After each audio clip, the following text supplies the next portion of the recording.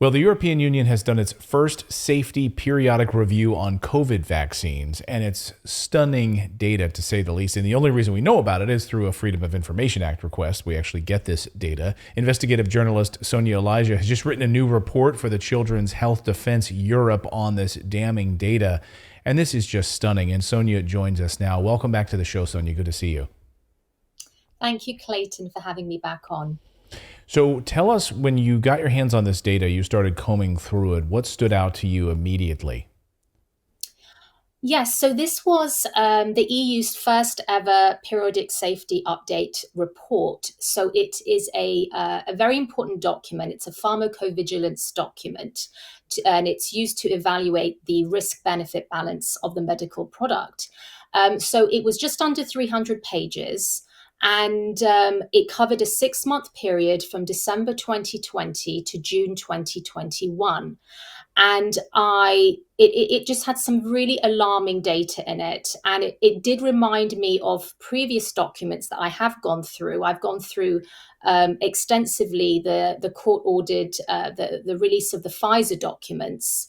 And I've written 5 in-depth reports for Trial Site News on what I found there. So there were some similarities. So just to give a quick overview, you've got over 300,000 case reports.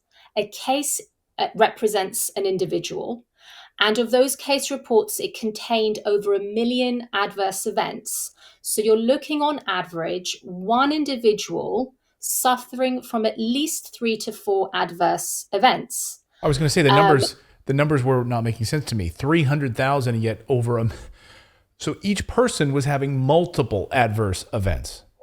Multiple. And that was a similar finding I found in the Pfizer's prepared document for the FDA, their cumulative analysis report on adverse events, which I analyzed well over a year ago. So that was similar. You have, now this is very important, you have 3 times more cases reported for women than men. And this speaks to a gender-specific harms. And that was a similar finding, exactly 3 times more women affected by adverse events than men. You had the highest number of reported cases in the younger age groups, not in the elderly that you would expect. The 31 to 50-year age group had the highest case reports for that age group. And a third of all the total case reports were classified as serious, which is also alarming. And you had just under half of those classified of the case reports, they had the outcomes classified as unknown or unresolved, which is really stunning.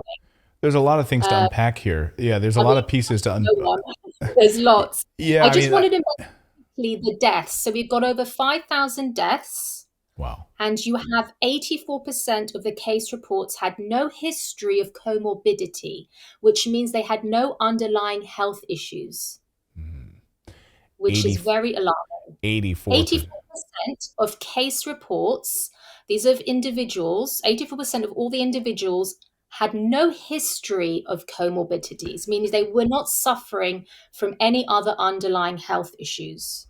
So of that 300,000, 84% of these people didn't have diabetes, didn't have other issues. These were specific. And are they coming out and saying specifically that this is as a result of the vaccines? The reason they're having these adverse events, are they coming out and being explicit about that? Or are they still dancing around this? Of course not, Clayton. They never say it's related to the vaccine. They come out with the conclusion that the benefit risk profile of this product remains favorable. And I'm just going to unpack this a little bit more.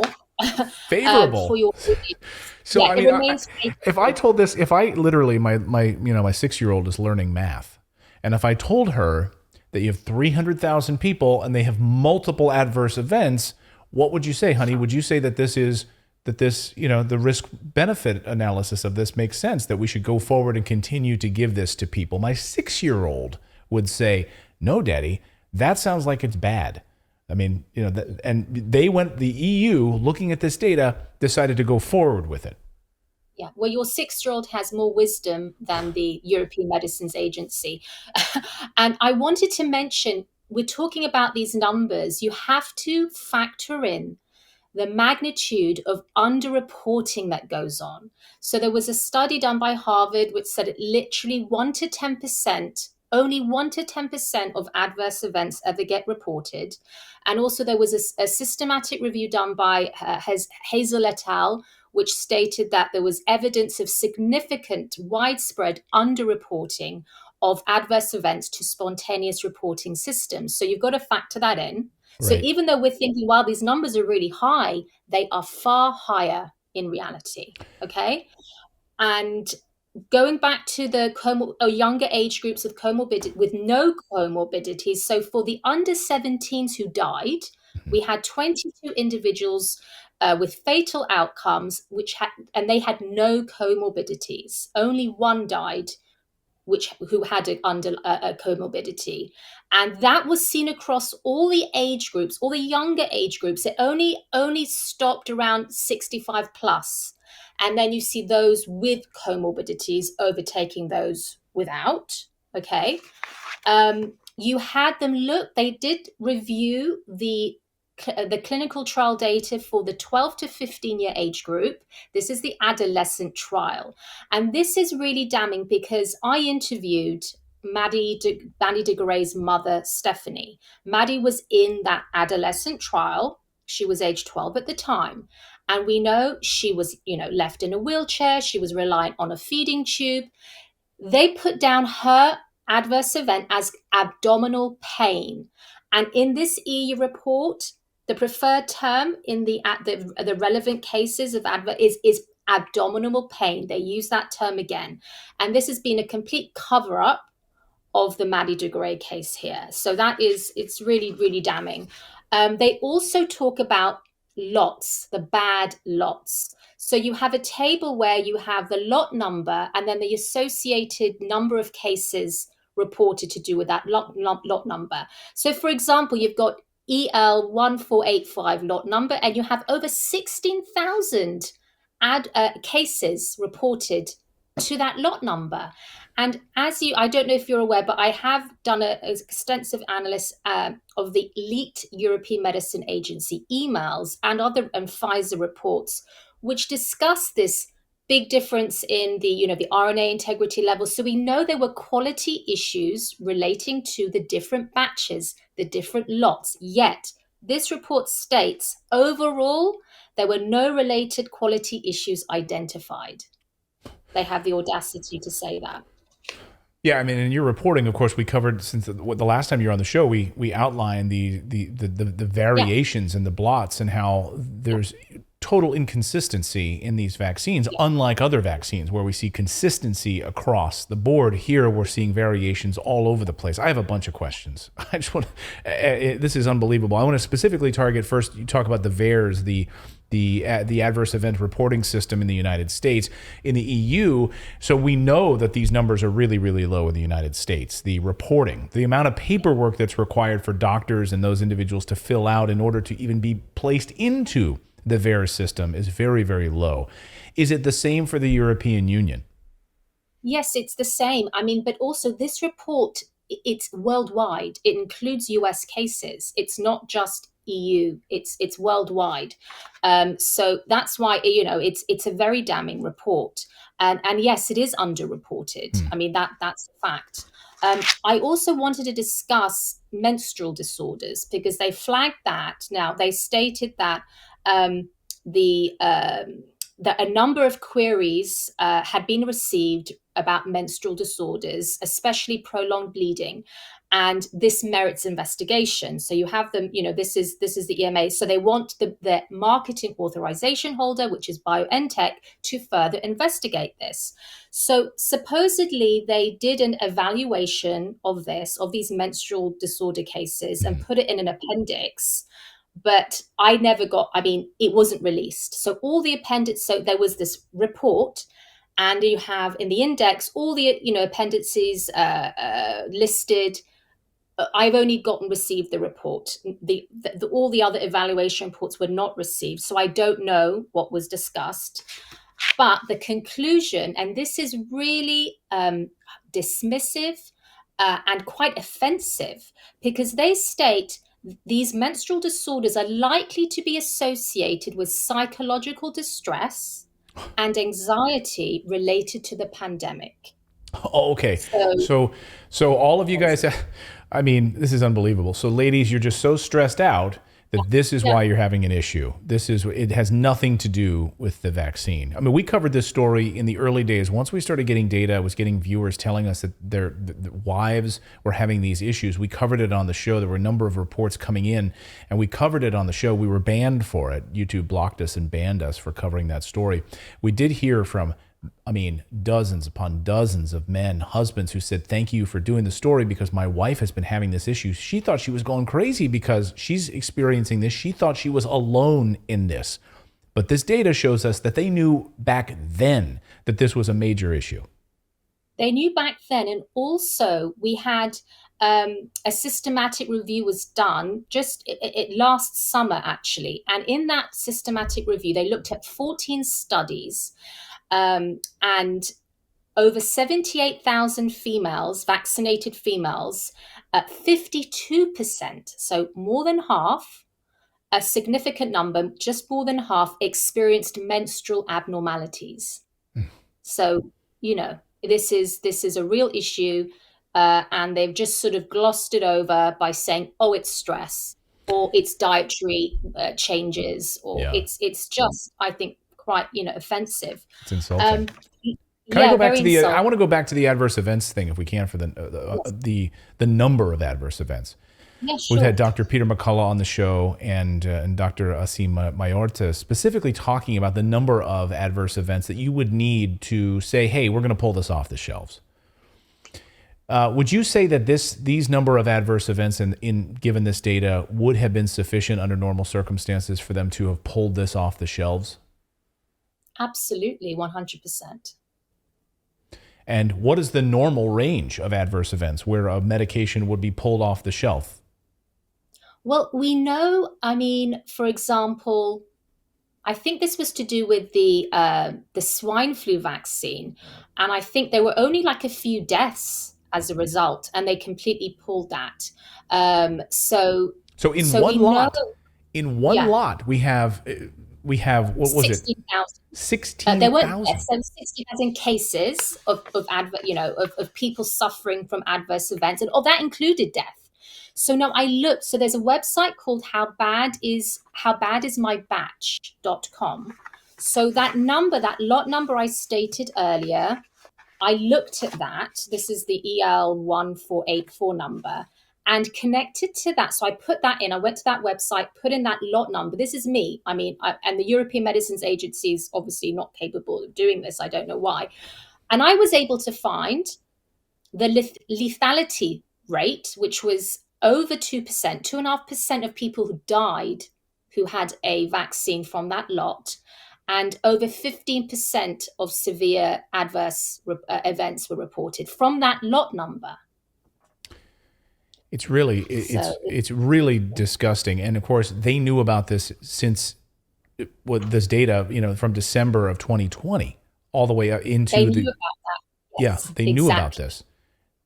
And they knew, and then they also there's the section on deaths. I can just very briefly an overview of that. So you had the number one cause of death. So we know over 5,000 people died, and the number one cause of death was actually it's quite funny. They put death as the number one cause of death.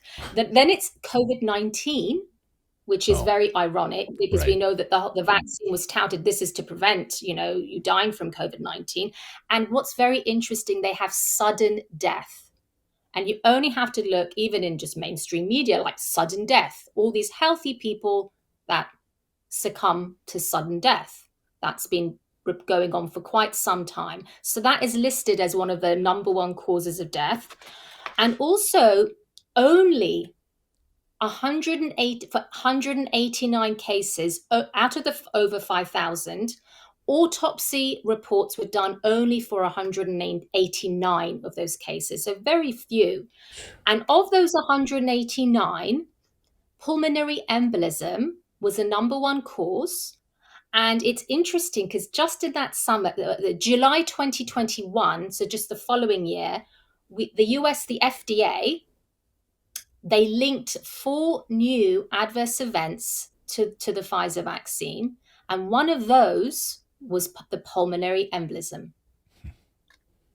So unbelievable. I mean, I have a few more questions and I'll get you out of here on this, Sonia, because we could talk for an hour on this.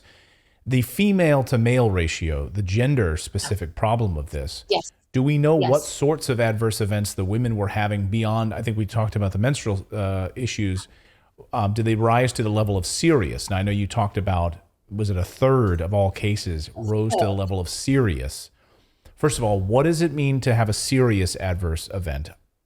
Is death included in the serious, or is death another category? Yes. Okay. I believe death would be a serious, and then the outcome would be death. But serious could be like hospitalization. I guess it impacting your day to day. Sort of factors like that.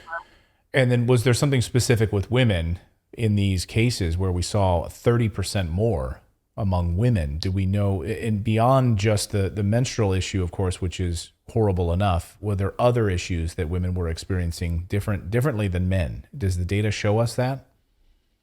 Well, I need to look at it again. Obviously, it's a lot of, it's very dense with data. So there is, and we know that women were 3 times more affected, but it was from strokes, cardiac arrest.